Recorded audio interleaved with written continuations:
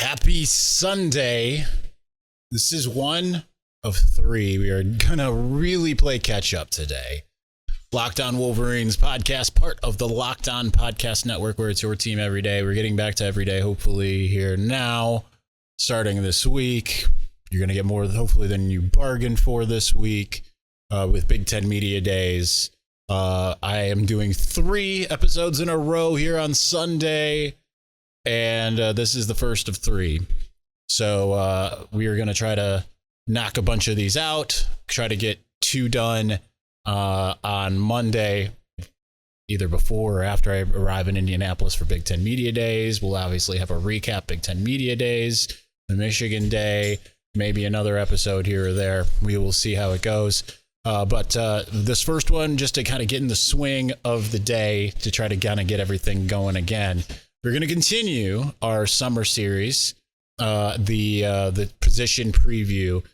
We still have linebackers, which is what we're going to do right now. We still have defensive backs, which we will do also. And we still have the mailbag from last week that didn't come to fruition. Thanks in large part to the health element on one day, and the next day I made the mistake of going and we went to the big house for a food preview and went and played on the field. I'm sure you saw the pictures online, but I forgot that I have a field turf allergy, people. I got home and I was just dead for 2 days. So here we are on a Sunday doing 3. Anyway, all right, let's get to the linebackers. It's a position group that I feel a lot more confident about than I have in a lot of other years. While there is certainly some concern, just kind of given, I know Josh Ross didn't get kind of his due from a lot of the fan base, but at the same time, I mean, he was a team captain. He never quite ended up matriculating to be what a lot of people on the team had said, you know, especially when after Devin Bush left in 2019, people were talking about Josh Ross internally, like, yeah, he's Devin Bush, but better. And that's a hard place to live up to. However, I do think Michigan does have a potential guy on the team that can fill that role. And that is Junior Colson. You keep in mind, Devin Bush really came on strong in his second year after playing kind of sparingly in year one. I mean, we saw some glimpses, and now you're dealing with a freshman All-American in Junior Colson. I do want to look real quick at some comparisons between the two. As far as what their first year and their second year was. So Devin Bush in 2016, he ended up having 12 tackles in 13 games. And I think he had no sacks. As far as tackles for loss are concerned, he had half of one. So that's what he was in 2016. And in 2017, 9.5 tackles for loss. He led the team with 102 tackles. He had 5 sacks. So that kind of goes to show how someone can move from year 1 to year 2 in the way that they perform. Now, similarly, let's look at let's go ahead and take a look at what Junior Colson was able to do in year 1. Number 4 on the team in tackles, 14 games. 61 tackles. So he already has a much more breadth when it comes to his experience, a lot more experience. And he wasn't even really a starter, right? That's the thing that kind of makes it even that much more impressive. As far as sacks, he had half a sack. Tackles for loss, he had, let's see, where am I at here? He had half a tackle for loss, so it was that same sack, half a sack. So really starting to get his feet wet. And he's a guy that was spoken of by Jesse Minter this preseason and during spring ball as being the next elite Michigan linebacker. One of the things about Junior Colson is that he does have elite speed. And I want to try to pull up, I'm going to try to see if I can find real quick what he was able to run as because you keep in mind, he's a track guy. He can run real well. I don't think I'm going to be able to find this very quickly at all. So, but he was running wide receiver type speeds. That's something that is in his repertoire. So I'm curious to see, and I do have it here. I'm curious to see what he's able to do. So he ran a sub 4.6 40-yard dash. So that's in the same ballpark as Devin Bush. And you imagine, and keep in mind, he's 6'3 plus. Let me see exactly what he weighs now. So he's 225 pounds at 6'2", 6'3".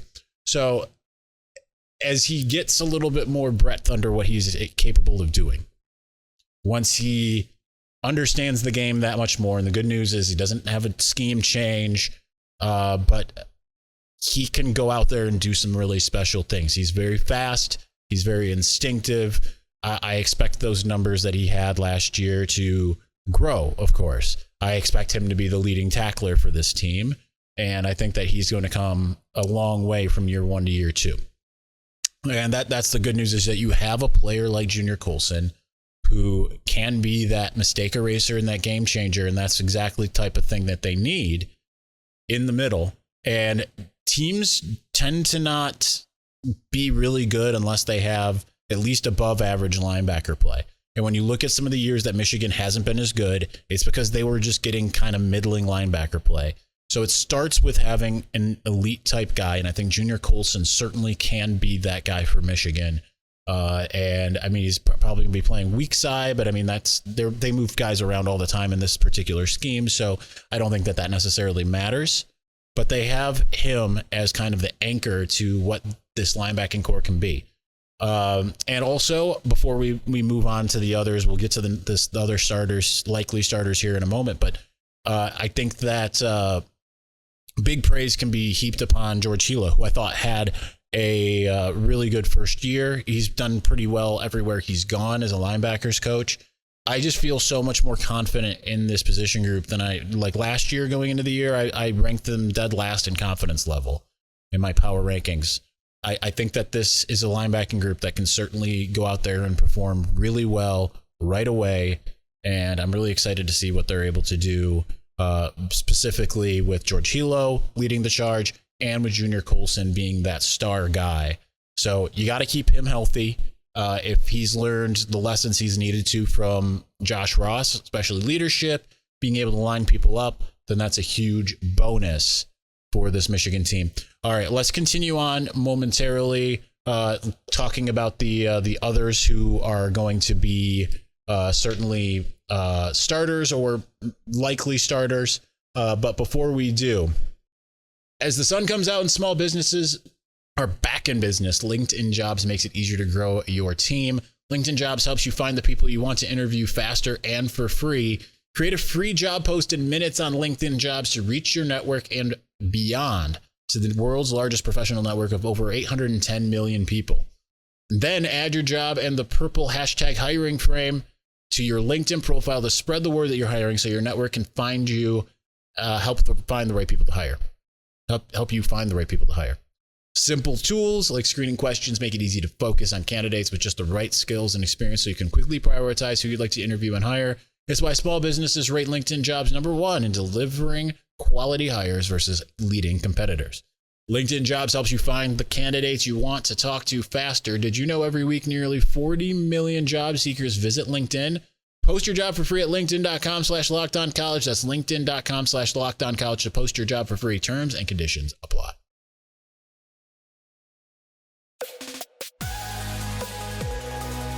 All right, we are continuing to play catch up from last week, really the last several weeks, but we're hoping to not only fulfill the week's quota, but double up on it. And we are certainly going to have a lot to talk about this week as we have Big Ten Media Days, Michigan going on Tuesday. It's kind of snuck up on me. I realized today I was at church and I'm like, I'm driving to Indianapolis tomorrow. The unofficial start of the season. It's right now. It's happening. So that is super exciting to realize that we are getting that close. That fall camp starts on August 3rd. We are on the way here. It is about to happen. But Michigan's defense, I think that a lot of the success or failure will be predicated upon the linebacker group. I think it is the most important position group for the team as of the moment. You have one elite guy, but then you have a bunch of other guys that have so far kind of been role players. And I know that people have bet were not nearly as high on Nikhai Hill-Green as I was last year. I think that he was certainly very dependable. I think that that's the best way to look at it. I think he is a very solid, dependable option. And I think that he has the tools to take. I mean, that's one of those things is people frequently act like once you see a guy that they don't take the next step, right?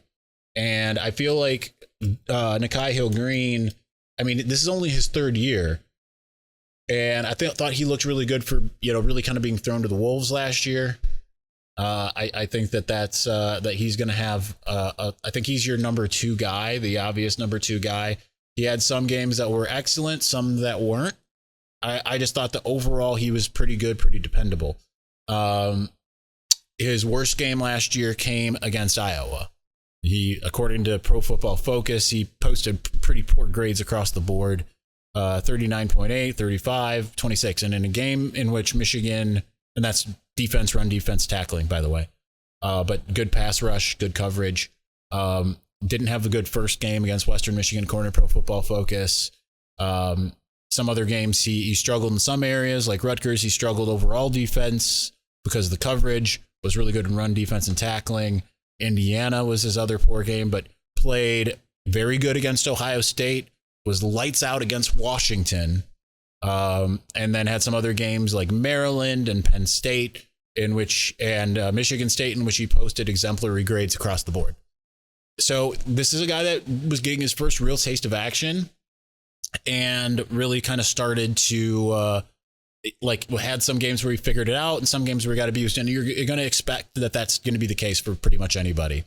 But generally consistent, I would say, though he posted an overall grade of 55.9 on defense, which is pretty low. That comes, I think, courtesy of poor grades against Western Michigan, Rutgers, middling against Wisconsin and Nebraska, bad against Indiana, bad against Iowa. The rest, and mostly the games that you really want them to be, pretty good, right? Washington, Michigan State, Ohio State, Penn State, pretty decent against Georgia for the most part, according to the PFF grades at least. And I have to use those because I can't remember what every player does in every single game, right? Especially on defense. But I think that he has a lot of potential, particularly from a leadership standpoint. I'm looking at him and RJ Moten as being those guys that really take that step forward from a leadership capacity. They have those types of mentalities. And I think that he has certainly got that ability and that capability to take that big step forward as a leader.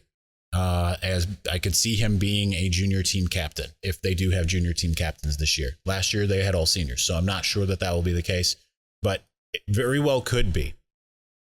You have about two or three other guys that you look at the linebacker position as being that other third guy, whether it's Michael Barrett or Kalel Mullings being the primaries. I think that they certainly are the ones that are going to likely be the starters. They might split, right, as the other weak side guy. Michael Barrett has become kind of a known commodity. He played, I thought, admirably as as not the nickel, but the Viper in his 1 year. He had some good moments, some bad moments. It certainly wasn't quite the Jabril Peppers, Khalid Hudson mold, but he does give you some capability. They showed it. He showed that late in the year when they started using him more as Michigan struggled with hurry up offenses, or particularly just being lined up before a snap. And then the other, Kalel Mullings, is going to likely split between running back as well as linebacker. He's just got that look of being that really solid linebacker. He's just got that, everything that you kind of, when you think of being a high level linebacker in the Big Ten, he's got that. So it's just a matter of how is he going to come together in his third year. You would have liked him to be a little bit further along than he essentially has been. but he certainly has that capability, I think, of really stepping into his own this year. Last year was his first real go at things. He had some big plays. I'm thinking about that Rutgers game late in the game, but still needs to take things up that next step forward. The other one that I'm really interested in is my guy, Joey Velazquez, who, I haven't been to the gym in months. Every time I go to the gym, Joey Velazquez is there for second workout. Because he's already worked out in Schembechler Hall. And yet he's always at my gym for second workout. And I do want to remind you of what Jim Harbaugh told me at Big Ten Media Days on it wasn't an interview. It was just him and I talking. I told him that, and he said, I think he's going to play. And he ended up being a big player on special teams. But he was like, I think he's got a shot. And if anything, we saw some glimpses of what he is capable of at in the spring game. I thought he played excellent in the spring game. He is an absolute beast. It's just a matter of him kind of getting everything put together, playing instinctively.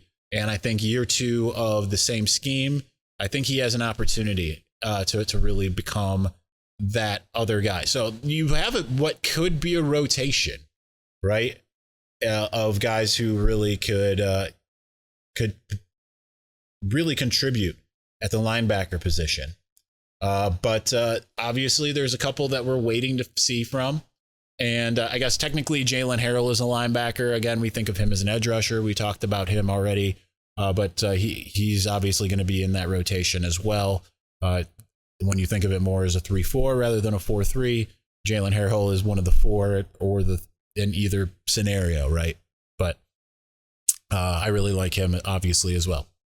So let's get to the other couple that we have to talk about here.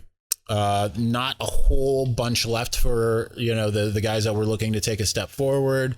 There's only a handful. I'm just kind of looking at the list. I mean, we've already pretty much covered most of the linebacking core, but we will get to the rest here momentarily. But before we do, listen, BetOnline.net is the fastest and easiest way to check in on all of your betting needs. Find all your favorite sports and events at the #1 online source for odds, lines, and games. Find reviews and news of every league, including Major League Baseball, NFL, NBA, NHL, combat sports, esports, and even golf. BetOnline continues to be the top online resource for all your sports wagering information for live in-game betting, scores, and podcasts. They have you covered. Head to BetOnline today or use your mobile device to learn more about the action happening today. BetOnline, where the game starts.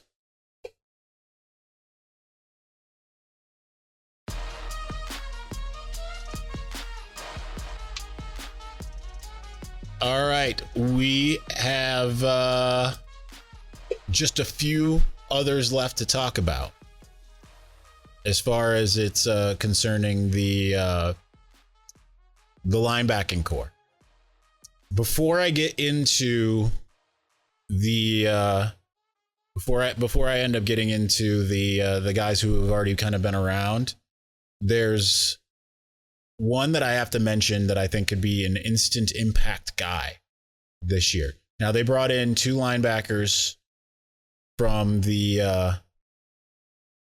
2022 class. And I think that Jimmy Rolder, who ended up being a 4-star on 3, has him as the number 177 player in the country. He was talked about by Jesse Minter and Jim Harbaugh as, again, being that like quintessential Big Ten linebacker. I think Harbaugh likened him to Jack Campbell, being that type of guy. Or maybe it was one of the Wisconsin guys, but that's the mold, right? And, he's 6'2", 220. I mean, he's only been on campus a month and a half here, but he's a guy that if he can get it going in between the ears, he's got the physical tools. He's that hard hitting, he's the type of guy that normally I feel like would have ended up at like Ohio State in recent years, and Michigan ended up getting him. So I think that is huge. He's a guy who could play an instant role on this defense as a linebacker. I think that we could be talking about him next year the same way that we're talking about Junior Colson this year. I think that he's certainly got that potential.